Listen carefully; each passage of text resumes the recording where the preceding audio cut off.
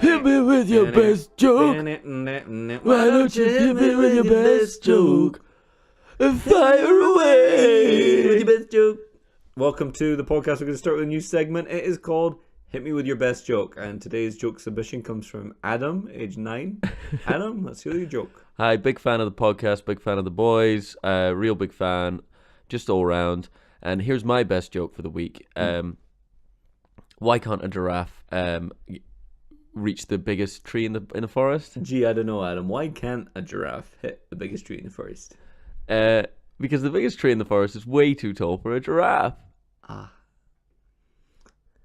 it's a sort of anti-humor thing, isn't Well, it? no, it was supposed to be funny, but I forgot the punchline. Okay. Okay, why don't I tell you what, let's start the segment again and we'll do it. Okay. I'll do the...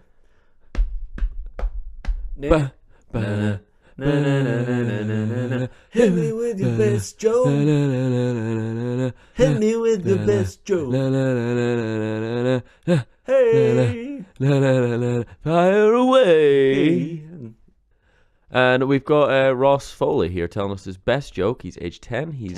He says, you know, he's struggling in maths, but he's trying his best, and he wants to tell us his favorite joke. Struggling maths, unlike you, struggling in giraffes when it comes to telling jokes. Oh, callback. Is that a joke? Here's my best joke. No, my best joke is why did the skeleton not go to the party? I don't know. Because he had no body to go with. That's an actual joke. That's a full-on joke. That's not anti-humor or anything. That's good. No, it's not Andy humor. It's not Adam humor. It's Ross humor, and that means it is actually structured with a punchline. Yeah, that's good. I'm glad. I read some other jokes this week, and I am having an interesting time trying to remember them. Here's one. Here's a joke I can tell for you. It's not technically about IT, so it doesn't really fit into this tech podcast. But we'll just, we're just easing our way in. No, that's fine. So there's two people, and they can't procreate. Okay. Make a baby. Yeah, they can't. They do it. They can have sex. Don't get me wrong. Yeah. And they do a lot. They're really. Is it the gentleman who's firing blanks, or is it the woman who's inhospitable? Both. It's a double jeopardy. My lord. He's got weak shooters, and she's got steel rib cage. So it's a real Chandler Monica situation. It is. It's actually the best because 1 times 0 is 0, so you might as well do 0 times 0 is still 0. Yeah. That's a maths joke. So they're not doing a baby anymore, so they decide they're going to adopt. So that they can look after children. It's an instinct. That makes sense. So they... So far, the plot of Friends. No, hang on. I got the joke completely wrong. Okay. I'm thinking of Friends. I have to start again. No. Go ahead. There's this couple, okay? And they have hardly ever have sex. Oh, okay. They do not like having sex, so it's more of a Joey Rachel situation. It's a Joey Rachel situation where it's too awkward, where they're too good friends to have sex. They're actually two good friends. That was very sweet, I thought. That was really sweet. Because Joey's actually an expert in sex. And they went on a date for one episode, and then it seemed hot and heavy. You're thinking, well, I don't know who the most promiscuous lady friend is. That's perhaps Phoebe, but certainly Joey is the main balls man in this. Oh, Joey's definitely the big... Joey's the big boy. He's putting down, pounding on probably a nightly occasion. I mean, it really does seem sometimes like he's doing there's every night. that whole joke where they say that condoms, when Ross has a baby, when they say that condoms are only 99% effective, and Joey pulls a whole roll out of his pocket, and I'm sure he went through those 2 a day. You can use condoms for other things. If you're going on an orienteering expedition, it's actually advised by the SAS and the Boy Scouts that you use condoms to keep your dry pack. Because if you're going through the Serengeti, or if you're going through the Tay River in Dundee, you can actually, put your phone in a condom and it won't get wet. Yeah. And that is advised by Bear Grylls. But anyway, I digress. You can also, just very, sorry, I don't want to interrupt your joke too long. Digression extended. But if you have a whole roll of condoms in your pocket, put one over your head, and blow it up your nose for a good prank. Oh yeah, because you look like a big lemon. Yeah. Something that I have advised, to get back to the joke, this couple never had sex. So it really was a Joey and Rachel situation. We can get into that again later. Yeah.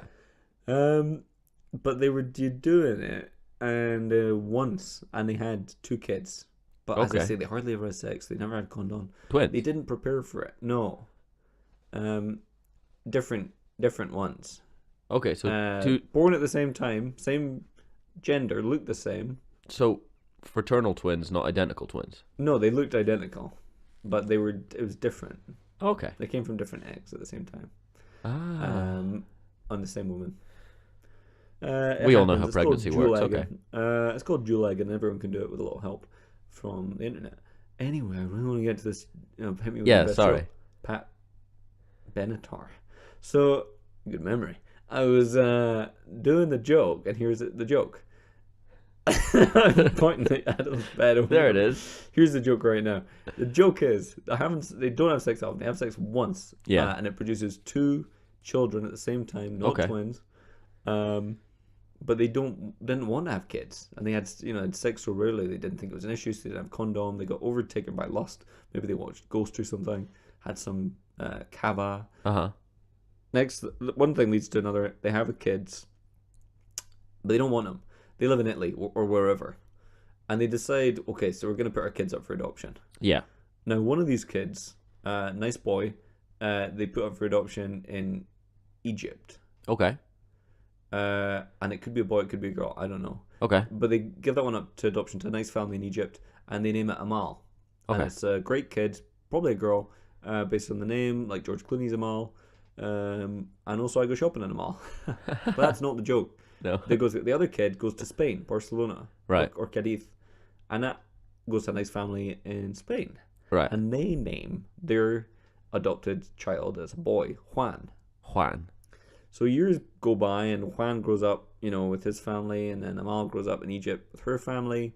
They're twins, but no, they're not. They're brother and sister. Same parents. Yeah. Okay? And to go back, the parents actually didn't have sex that often, but they did once, and that's procreation. 2 eggs different. 2 egg different baby. Yeah, 2 eggs, 2 different babies. They go to 18 years later, and the parents in Italy actually start to miss their kid. I mean, they don't want them back or anything, but they're thinking, well, it's been 18 years since we gave birth, and now can you believe it? We've got a young woman, a young man that came from my loins and your balls, and it would just be nice to get to see something of them.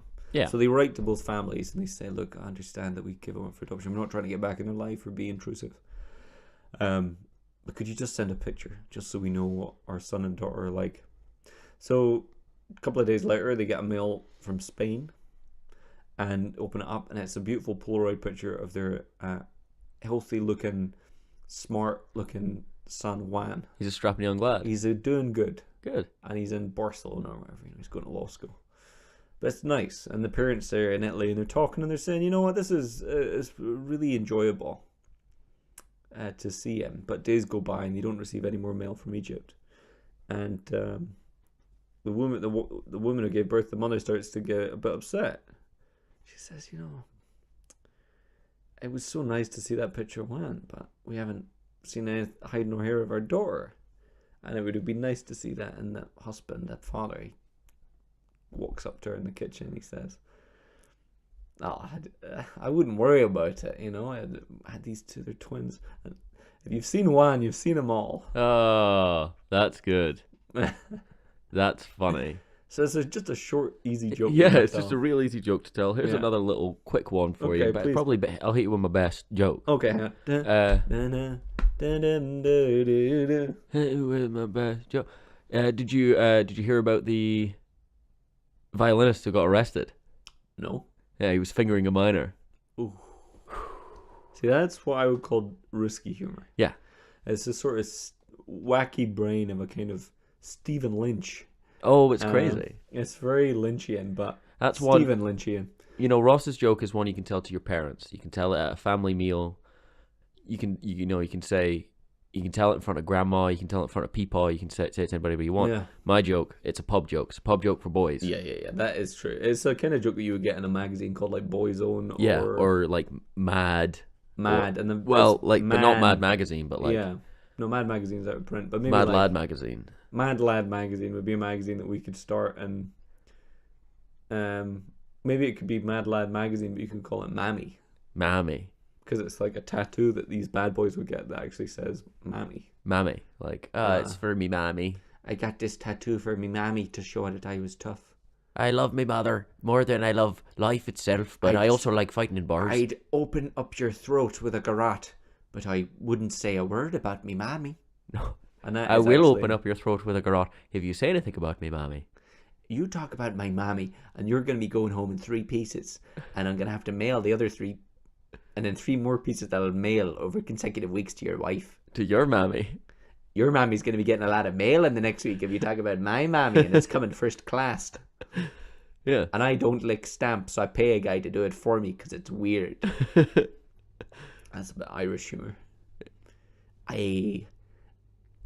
You're going to be a leprechaun when I'm done with you, you blarney stone. You're going to need a 5-leaf clover to get out of the bad luck you're going to get if you talk ill of my mima. My mima. My mima. Yeah, that's pretty spot on. That's Ireland for you. I ate coal and it came out a diamond. And that's just an idea. Even this guy's actual intestinal tract is tough.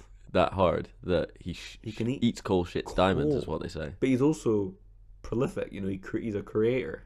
Oh yeah, because he's turning into coal into diamonds. I make me jewelry out of my diamonds and I shit out my arse. You got a joke to make about me making jewelry because it's actually a totally conventional hobby for a man.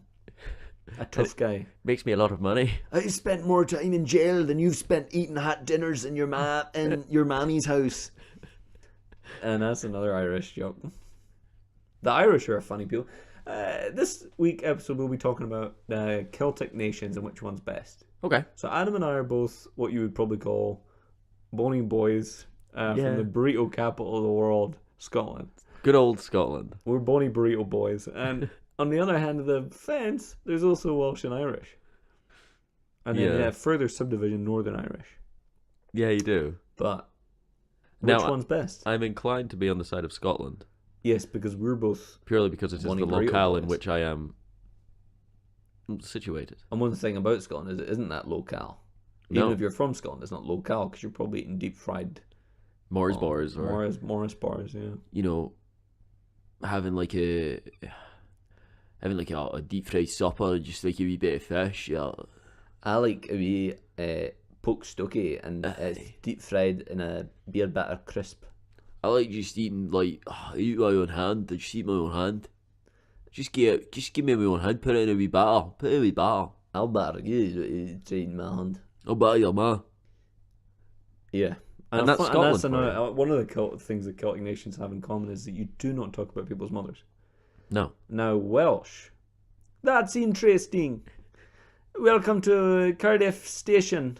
Don't talk about my mother or I'll Tom Jones you. And that's Welcome to Wales, man. This is Wales. Population. Everybody's going to get beat up if they talk about me mother. And that's my Tom Jones impression. It's very spot on. Where are you, pussycat? Well, that's Irish again. That's a joke. So, there's Irish. Top of the morning to you.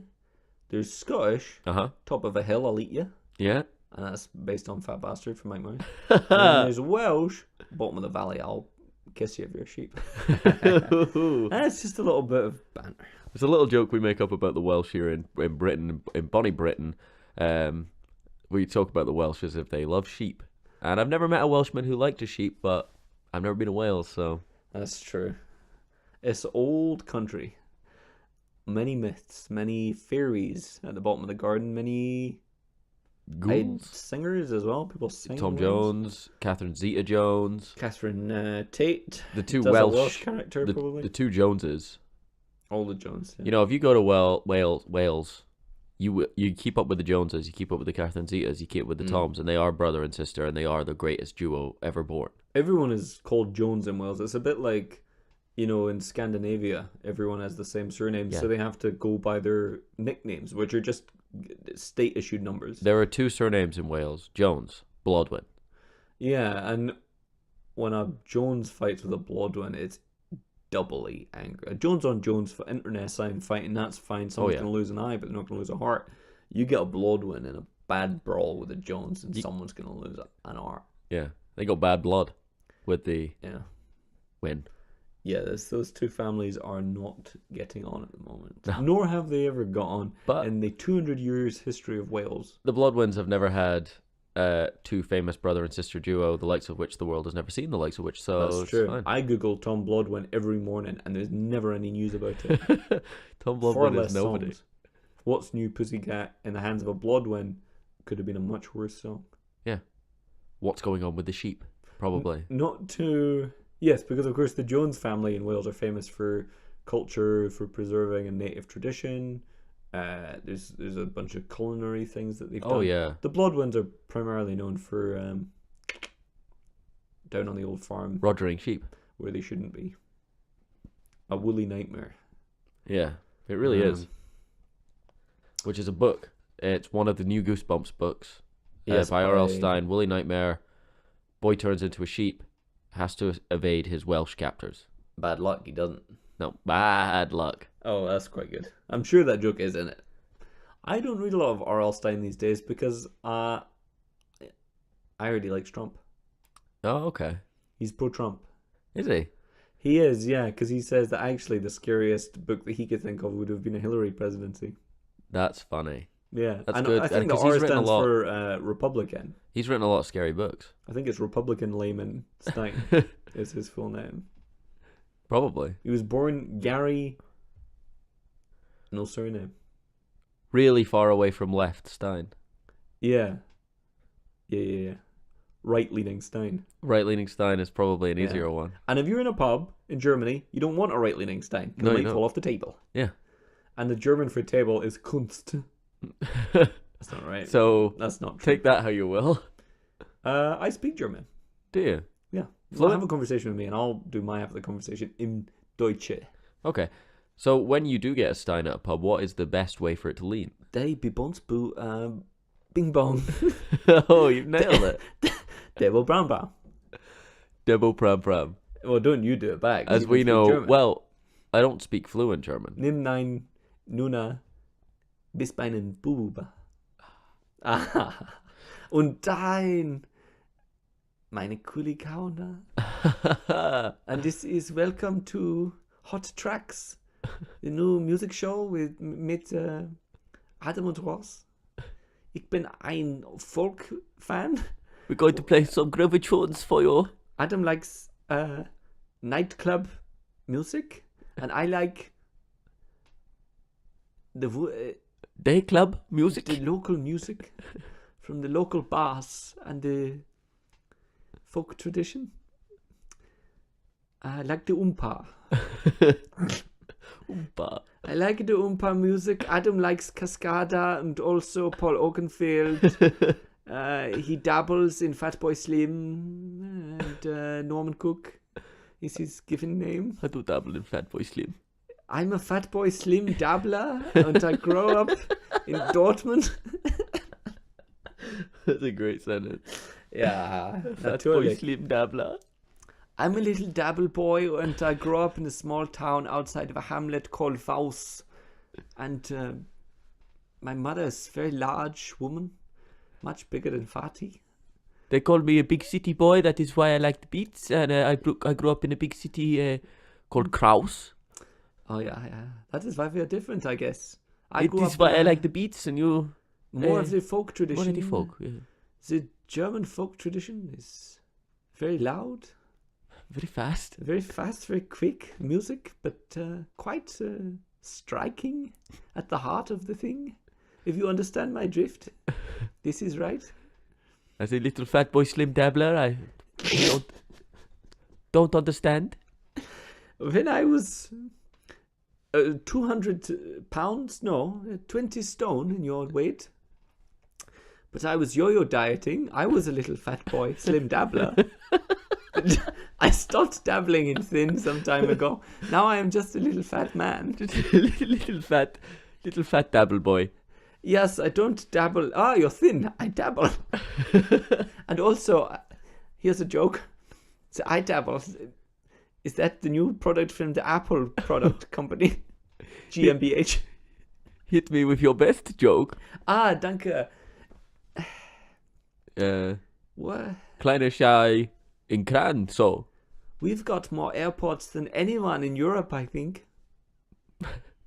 We have Very big planes. very big planes. The air afloat. Some of our planes are so big, the air is getting thinner in the mountains, and all of the snow come down. That's global warming. I tell you, it would be good for our planes to dabble in slim.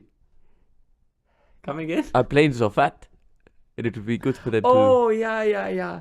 Yes. to dabble in slim. Maybe Norman Cook, aka Fatboy Slim, could come write to a song Germany. in Deutschland called "The Planes Must Get Littler," and it could be right about now, the folk song, brother. Right about now, the planes get littler, and also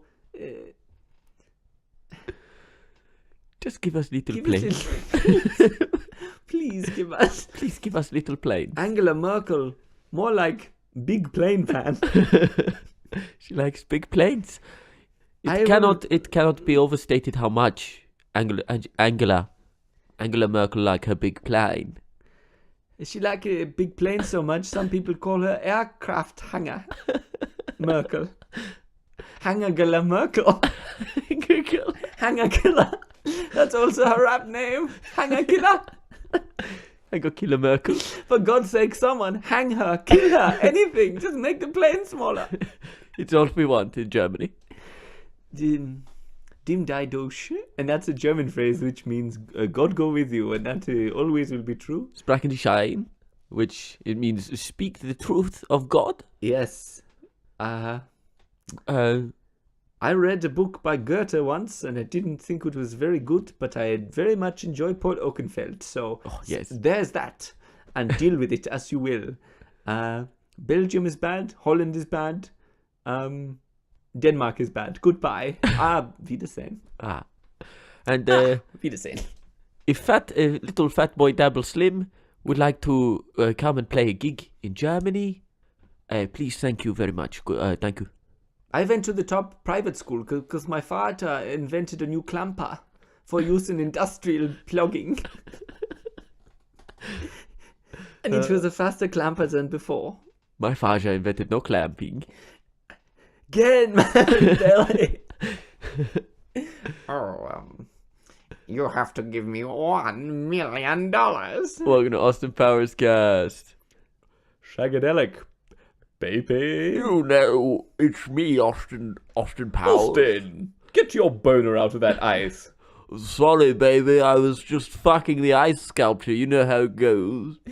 It's totally groovy, man. Look out. And that's Austin Powers. And now I'm Bryn Troyer. As a physical impression, I can't do it. Well, he doesn't speak in the movie, so. There's no verbal element. Well, he does little noises. Does he? He does. I guess. He plays a mute character, though. Does he? Yeah. But he doesn't speak at all in the movie. It's all caricature. A mute bush. Yeah. He plays a mute bush. That could have been a good line for a fat bastard to say to him. I don't think those two characters ever meet. A mute bush. A mute bush for me. It'd be a perfect entree. You'd be perfect on a tree. I'm gonna eat the little man. I'm gonna eat him. No, don't eat my little son or whatever it is. In the film. They really start phoning it in around Goldmember. Also, especially Beyonce Knowles. Oh no, I thought she was excellent in it as Foxy Lady or whatever. Foxy Cleopatra was her name. Okay, yeah, I haven't seen that one. I Oh, wasn't it's good. allowed. I was too young to see it when it came out, and I'm too old to see it now. So. Yeah, No, I'm allowed. unless you're between the age of 15 and 15 and a half, you're not Yeah. allowed to see Austin Powers Goldmember. I was in Alston Powers. Yeah. Tough luck. Yeah, I've seen the other ones. I've seen the ones where it's the big boy in space. Yeah, that's number 2. Austin Powers the Spy It's Who. not that bad. I've seen the shocked me. one The Spy Who Shanked Me. That's actually a play on a James Bond movie. It is, yeah. With Roger Moore. I would prefer the Austin Powers movie if they starred Roger Moore. Oh man, can you imagine? It'd be great. Lost my mojo. I'm afraid I've lost my mojo, 009. You're shit out of luck. Gold member. And then seem to have found my mojo again. Instead of fighting Dr. Evil, he would just shoot him in the head. Yeah, immediately. Bang, bang. Hello, Mr. Bond. I'm not very good at the Dr. Evil. I've never you know, it's good. That voice is based on Lorne Michaels. Of Saturday Night Live fame. Always a topic that comes up on this show, because a book about Saturday Night Live is one of the only books I've read this year, so it's one of my few reference points. Yeah. I can also tell you anything from the Argos catalogue. I can also tell you anything from my comic book that I'm writing myself called Dragonblade. What's the plot of Dragonblade? Sort of bad boy ninja reformed, fights the good guys now in space. What's the main character's name? Goron. Goron? Yeah, it's loosely based on my name, Ross. But I added the word go in front of it and then changed it to Ron instead of Ross. Well, you don't want to go Ross, doesn't make any sense. No, it's go comma Ron exclamation mark. His name is a command. Go Ron, or his full name, Goron Go. Gorongo. Gorongo! This is also the words you have to shout at the end of the board game that I've come up with, which is a dice-based quiz game. It's very close to Garanga. I'm not familiar. The Garanga chant of happiness. What's that then? That you meet in the street. Oh, of course. And I am not sure of their religion. I believe it is called Garanga. Good. But it's a chant of happiness, and apparently if you say Garanga with enough joy, much like the... Is that Hare Krishna's, or is it I think it is to the it might be Hare Hare Krishna's. I don't know. They hand me a little pamphlet that says Garanga. I chuck it in the bin and I go and get a nice ice cream. And that's how I find my center. That's how I find my happiness, a nice vanilla cone. Yeah. Garanga. But anyway, tell me. I felt happier every time I said it. You could feel the smile on my face growing. What was your story called? The Blade? Blade Dragon? Dragonblade? Dragonblade, yeah. Dragonblade. Tell us more about Dragonblade. Dragonblade is... Tell these people about Dragonblade a little bit. Oh, sure thing. So I first came up with the idea with Dragonblade when I was in a coffee shop, and I decided that I needed to come up with something creative, because from a young age, being creative is something that I've built into my most essential idea of myself, even though I've done nothing to warrant it. Right. And I was having my quarter-life crisis, and I felt the need to produce something, but I'm not smart enough to write a novel, and I don't play any instruments, and it's easier if you do a comic book, because then your friends have to say they like it because you've drawn something. Because comic books are cool. Comic books are cool right now. They're also very in, and I wanted to make a lot of money, and I think this will make a lot of money because I'm doing something no one's ever done before, which is a ninja. Yeah, non-superhero comic book. He's a superhero. Oh, okay. He absorbs heat very well. So does he dissipate it in space so he stays warm in space? Mm-hmm. Okay, that's good. Well, now he does. Well, I'm furiously making notes. Up until now, I just thought it would be he can make it chilly for other people. Oh, okay. So he's like Temperature he's like a Man. heat sponge. Yeah, he's like Temperature Man, the famous X-Man. Is there one? Yeah. Shit. It's called Tempo.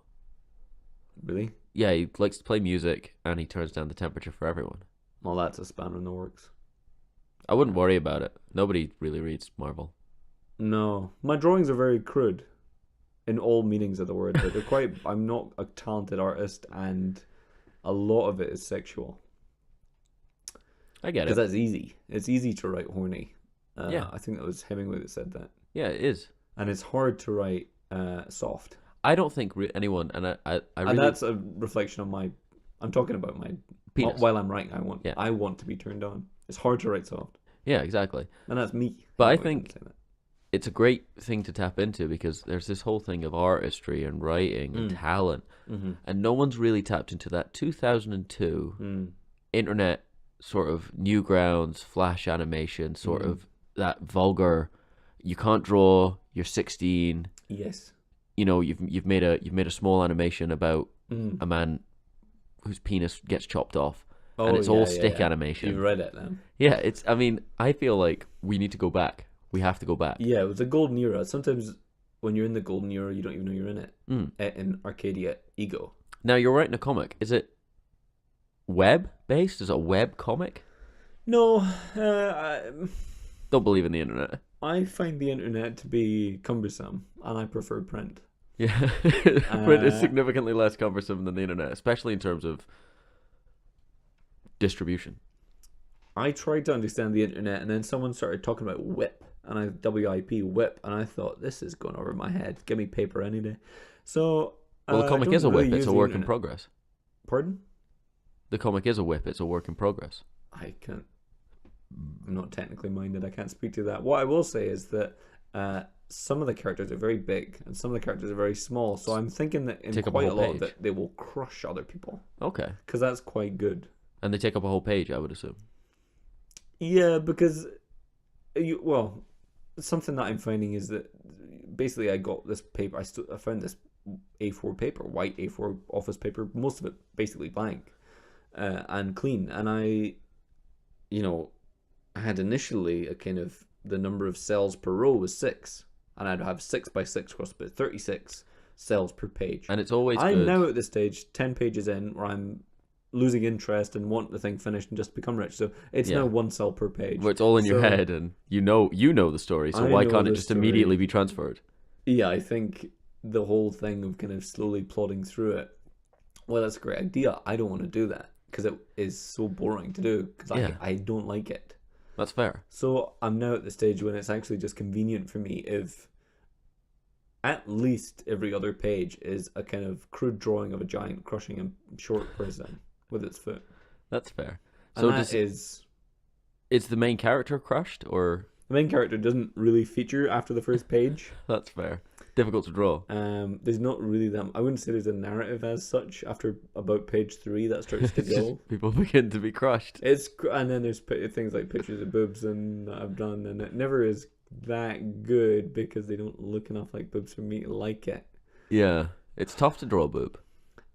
We've all tried it, guys. Don't be sitting here at home listening to this podcast thinking, what are these dorks? It's like faces, but it's almost a philosophical thing. Are boobs just 3 circles? Because that's how I do it. Not to give anything away. Just 3 decreasingly large circles. I mean, per boob. Per so boob. 6 in per total, boob. Okay, per boob. That's fine. Well, I haven't ever seen a pair of boobs in real life, so I wouldn't know.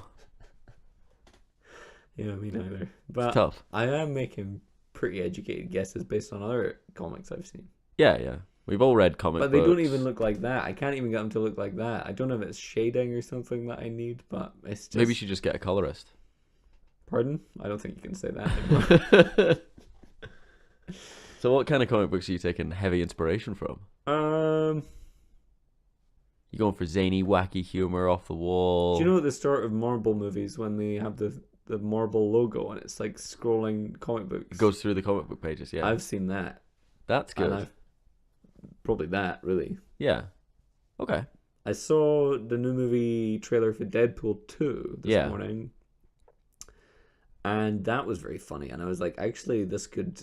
it's one of those things where it's like, once you'd read it, like I imagine a lot of people around at the time when William Faulkner was writing. Yeah. Read William Faulkner and were like, well, what shit am I doing? I didn't even realize you could do this with a book, and now I need to scrap everything I'm working on and try and do this. Exactly. I feel the same about Deadpool. And cinema. So earlier today I set fire to approximately 16 sheets of white paper, some of which had my drawings of a ninja on it, and some of which had other drawings that we've covered. And I said, start from scratch, boy. Start again. Because if you can't beat the Deadpool 2 movie, what's the point? So I'm working on a new project, and as of approximately 4 p.m. today, I have drawn Deadpool once. That's pretty good. And this is something I'm very excited about, and I have already had quite a lot of exciting and detailed fantasies about a press conference. For what? I'm not exactly sure, but it is about this. New artist for Deadpool, I would assume, or new writer and artist for Deadpool. The new Rob Liefeld, the new big guy on the scene, I think, is really what the dream is there. And Marvel, if you're listening, you know, we've got a great artist here who can draw Deadpool, who can make funny jokes. He will break the fourth wall. He will talk to himself. He will be what they call irreverent. Yeah. And it will be truly funny. Is he? I haven't seen the first one. I didn't realize he was a religious figure. Yeah. Yeah, he's really irreverent. That's cool, actually, because you couldn't tell, because normally reverents were dog collars. And the big hat and the dog collar, yeah. Well, Deadpool... This one wears a red suit. I don't know if you were talking about the same film. My one is a guy in a suit, and he sort of looks at the camera and says, I can't do it, but I'd like to. I'm thinking of... You might be thinking of Father Ted. I think I'm thinking of Father Ted. Because he's funny. He breaks the fourth wall. Yeah. He's irreverent. Yeah, I love it in Father Ted when old daughtery woman comes out and says, would you like more tea, Father? And he turns to the camera and he goes, oh. This again. Oh, Doyle. And then us. I can't believe that she's offering me tea in this time of at this time of day. I just had a cup of tea and I got to deal with this every day. Can now you believe I've got to walk through the bra section with all the other reverends, and we've got to. It's not going to be easy. And, you know, Graham Linehan. Do you remember last week when I did a song for Eurovision? This is even worse. It's that. And Graham Linehan is a very talented guy. Yeah, I really loved how they doubled down on that in IT Crowd. The It Crowd, you know, they remember last week we did this. It was almost Family Guy levels of, you know, I remember that time when, and then cut Remember away. to turn your computer on and back off again, folks. And then a thumbs up episode ends every week. I've never had luck with ladies. Turn your computer off, please, when you go to sleep tonight. Goodbye, my name's Roy. From everyone here at the IT Crowd team, this is me, Roy, playing mass, telling you, tip your bartenders and turn your PC off at night because it is an electricity drain. Your PC will get hot. It'll get very hot. And take it on my behalf, it's a good idea to always turn off your personal laptops and your computers as well, and watch Gadget Man on Channel 4 next week. I'm hosting it now, and that's me, Richard Ayoade, courtesy of Moss, care of Moss. Care of Moss. And that's how IT Crowd ends. Yes. Comes to an abrupt stop. Yeah, it's not IT anymore. There's no character. SHIT Crowd, I call it. SHIT Crowd. That's good. That's almost a Father Ted moment. I call it the SHIT Crowd turns to camera, goes cross-eyed. And Graham, why have you written this in the script? It doesn't make any sense. You haven't written IT Crowd yet. And that is actually a very Father Ted kind of joke, playing with time and space and whatnot. That's how I would... Father Dr. Ted always does play with time and space. Yes. Yes, where did that leave us? So we've covered the Irish. Yeah. We've covered the Welsh to an extent. We haven't really touched heavily on the Scottish, and I feel like we're giving them a fair, wide berth because we are them. Yeah, you don't. Well, as Scots would say, you don't shite where you eat. You don't take your dog outside and make it do a shit on the floor. And if it did, it probably wouldn't be a white jobby anymore, would it? You used to see white jobbies all the time, did you not? I used to go everywhere I went, there was a white jobby. Now there's none. What happened to white jobbies? What happened to your grand's wellies? Your grand's not got any wellies anymore.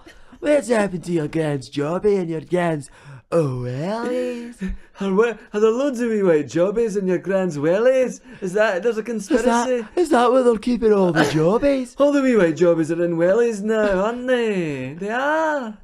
Yeah, you remember going to the shop for a wee snack. Tell me they are. I need to know. There's jobbies in the wellies, aren't there? There are. You remember? He remembers, look at his face, he remembers. There's people in the front row nodding for those of you who are listening on the radio, on the news at 6 o'clock. On the jobby hour. There's people in the front, you can't see them because you're listening on the radio. Imagine that. Imagine if you could see the radio. What did it say to you? I don't know. FM, AM. I'm clueless. I've no idea. What kind of job are you listening to on the radio? You listen to me, you see me on the radio, I just be a wee old jobby man in my welly. That's it, that's all. Join us again at 10 o'clock for the 10 o'clock news. I've been your news anchor. There's a fire in Castle Milk, by the way. 200 people perished. And all the What's that factories kind are of word, closing. perished? Food perishes, people getting perish. What are you, a bunch of sardines? You don't get sardines anymore for dinner, do you? You used to get sardines every night for dinner. Last time I had a sardine, it was 1921. You'd come inside for your ma, and you'd come inside me and we play it with your mate, and your ma be sardines for dinner. Sardines, it's always sardines for dinner. You didn't have sardines anymore, you get one a pizza, you don't have no sardines. Yeah, you eat your sardines, son, have your sardines, and you never get any more, and that's 200 perish in a fire. That's 200. And the Dow Jones is up 100. And maybe that's why the wee doggies don't do white shites anymore. It's because actually it was the sardines they were eating. They were giving away wee jobbies. And they are in your grand's willies. Your grand's willies are full of the sardine shites for the wee jobby doggies. And this has been your 6 o'clock news. And then back to BBC One, where George Alagaya was reading the British news. Yeah. So that's Scotland for you. Yes, and we've covered all the races in the country. Not English, of course, but they're not proper. They're not Celtic. They're not Celtic, at least. A bunch of Anglo-Banglos. Yeah. You know, Cambridge. Pass. Oxford. Pass. Stoke. Pass. Who cares? They don't. There's no voice. Manchester, English doesn't have a Liverpool. voice. There's no voice. They don't have a voice. No, they really It's not don't. proper. They don't have a culture. They're not people. Welsh people. They talk like this. Hey, man, this is how the Welsh talk. Irish people. Well, we all know how the Irish people talk. Yeah, we've covered that. Scottish people. Adam. They're always talking about young. Yeah, and then English people, I wouldn't even know where to start. No. You get. I mean, I know you get them, but I just don't know I've even heard it. I don't think I've ever met an English person. No, nor me, and they're sort of conspicuous by their absence on these British Isles. Yeah. They do not do anything. As far as I'm concerned, because I never go south of the border, because I'm a true blue Scot. Yeah. I don't think the English people exist. I think they're a myth made up by, what's her name? Angela. J.K. Rowling. Carmen Salmon or whoever's running Angela for the Carmen SNP. Salmon, Whatever her name is. Yeah, the leader of the SNP is Yeah. Angela Carmen Salmon. Yeah. She makes up the English as the big bogeyman. Yeah, to they scare are us. just a big bogeyman, aren't they? For a CS. They want the that. Carmen They want to take Scotland. They don't exist. Yeah. Well, of course, there's no better way to get what you want than to perpetuate this idea of a boogeyman. Boogeyman. It's a boogeyman strategy. Everyone does it, and it is tearing this world apart. There's 100 boogeymen down in Hollywood, and they're all ready to scare the world. I would agree, and I think that's actually we're crossing the line now from being a tech podcast into being a satirical podcast, and that worries me because I don't want to do, I don't want to be the Harvard Lampoon, Adam. No. I want to be tech podcast. Well, you won't be a Harvard Lampoon because we're not in America. You'd be a Edinburgh Lampoon. like a Napier Lampoon. Well, I would be Edinburgh Lampoon. Thank you Yeah. very much. Well, yeah, but you know, You could be Napier Lampoon. I could be Napier's Lampoon. You are Napier's Lampoon. That's your graffiti name. Napier, that was what I received when I graduated from Napier University. Yeah. I got It's the highest honours they bestow. the Napier's Lampoon award. Yeah. And it was for the funniest pranks and sort of weirdest Just take. all round like Just sane brain. same brain class clown. Yeah. Crazy stuff. You know, I was always pulling pranks on the faculty, and they were like, They were always annoyed, but there was a glint in the eye. Oh, Whenever there was a chastise, The there dean was of also... admissions, you know, he had a soft spot for me. You know, I'd Yeah. prank him, but he wouldn't prank me back because you No, can't that prank would a be pranker. unprofessional, yeah. But he, you know, we'd have this witty repartee. There was a mutual respect. Yeah, and I think at the end I won. You know, I got the girl, and we all kind of cheered, and then it froze, and then the credits rolled. Yeah, and that girl that you got would look like broccoli. Yeah, she looked like a mess, but you know, it comes with the award. Literally like broccoli. She had was like this thing. Like a little tree. Yeah, it was a small tree. I like eating broccoli because it does feel a little bit like eating a tree that's been dyed. Feels like you're a giant. Mm-hmm. I like eating Jolly Green Giant sweet corn and broccoli together because I feel like I'm the Jolly Green Giant. But what do you think the Paint sweet myself corn green. is? What is the equivalent? Houses. Okay. Yeah, it does It's look small. like houses. It's I small hadn't thought thatched about that. cottages from the time when the Jolly Green Giant was alive. Are you still doing that thing where you torture gummy bears for a hobby? I dabble. Because you can't find them in the supermarket anymore. Yeah. So I've got. What I do is I buy in bulk. So a huge bag off Amazon, Amazon.com, Amazon.co.uk. Buy a huge bag, and then I crush them between my fingers, sometimes for hours, and then I don't eat them. I just. Oh no, you're addicted. I flick them out the window. I've seen you do it. Just get rid of them because gummy bears are bad for your teeth, but they're good for your hands. Now, of course, we're not going to give away where Adam lives because we don't want billions of fans outside Adam's door every time we record. But here's a little hint: if you're walking around Edinburgh, and you see an innocuous patch of about 5 feet, where even though it's dry as an old day, people are putting up umbrellas. That's because they know gummy bear rain coming. And it's just outside. Usually, if you're looking for that patch. We don't want to be specific, but it's just outside the Festival Theatre in Edinburgh, just across the street. Come on up, knock on by, 10/12 Nicholson Street, and just, send hate mail, send fan mail. Please buzz, yeah. Just keep buzzing. Do you know your postcode? EH.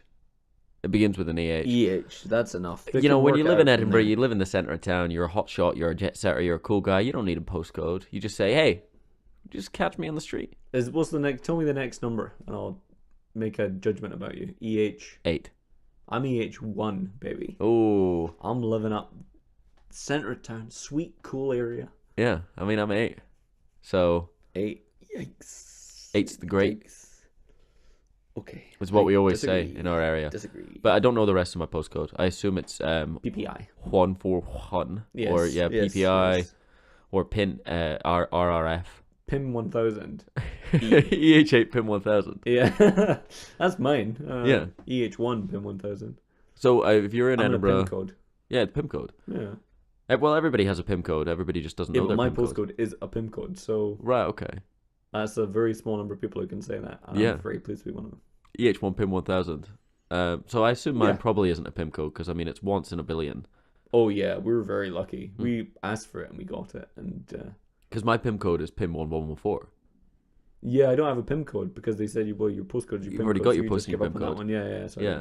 And if you're outside of the UK, well, to be honest, outside of Scotland, because, well, I don't know if England exists, but if it does, they don't have this. No. PIM code is your personal index number, and it is what you are known by. Yeah, it's a number code. Yeah, it's your number code in Scotland, and you don't use it often, but it's the kind of thing, it's like your national insurance number. Yeah. When you go abroad, you go, what's my PIM code again? Yes, and because you can get go back in without it. Yeah, you can go to the bank and they can give you they can give you your money to go to the post office to pay them to give you your number. To buy your personal index number, to buy the stamps to send away to get to send yourself on holiday. So if you want to leave or come back into Scotland, you really need your personal index number. You're going to want PIM because you're going to need stamps. Yeah. So don't mess around. Get your number as quick as you can. Yeah, if you were Scottish and you listen to this and you don't know what your PIM is, I don't know that anyone fits in that bracket because it'd be highly irresponsible. But sort your life out, man. Irregular and irresponsible. Oh yeah, highly irregular. As Spock could say. Yeah. Highly irregular. He would. This is very highly irregular. Oh, good gracious, Captain. This is highly irregular. Captain, what's your PIM code? This is most unusual. Tell me your PIM code now, Captain, as he always says. And that's at the end of most episodes. And Bones comes in and goes, Captain, tell him your PIN code now. And then Scotty comes in, and he of course knows it because he's Scottish. I ken your PIN code, Captain. I know my PIN code. I know. Space is the ultimate holiday. That I'm absolutely covered in stamps at every moment of every day. When I'm away on my space holly bags, I always carry a hat and some sunscreen because it's always going to get really hot in space. You can know it's a Scottish person on holiday because it's the big fucking tomato walking down the beach. Because of sunburn. And he's stepping in all the dog jobby on the beach. He's stepping on all the jobby. I hate going away. I come back and I can't wait to have an Alan Blue and also a chippy supper. And I know my PIM code. It's 1010. Here's your friend signing off. Thanks for listening, and remember, your unique PIM code goes into effect tomorrow. This is Johnny, Scotty Scotty the Spaceman. And that was the series of adverts the Scottish government Yeah. aired when the PIM codes were They introduced last week. really should have hired a director. I'm surprised they managed to get him back. Even just a script well. editor would have been great. But just to have Scotty from the Star Trek come out and do his... well, they had to use Disney's technology that they used for Peter Cushing. Diddley's technology? Diddley's technology that they used for Peter Cushing in the Star Wars. Yeah. Because, obviously, as we know, Scotty has passed away. Oh, really? No, Well, it looked so realistic, I didn't even notice. He looked like he was wearing like a hat, like a kind of big, almost like a SWAT helmet over his head. Yeah, it was Spock. But we just assumed it was Scotty because he spoke with a Scottish accent and he talked about going on his holly bags, as Scotty always does. Mm. So it could have been anyone in a red suit. But all right, bye.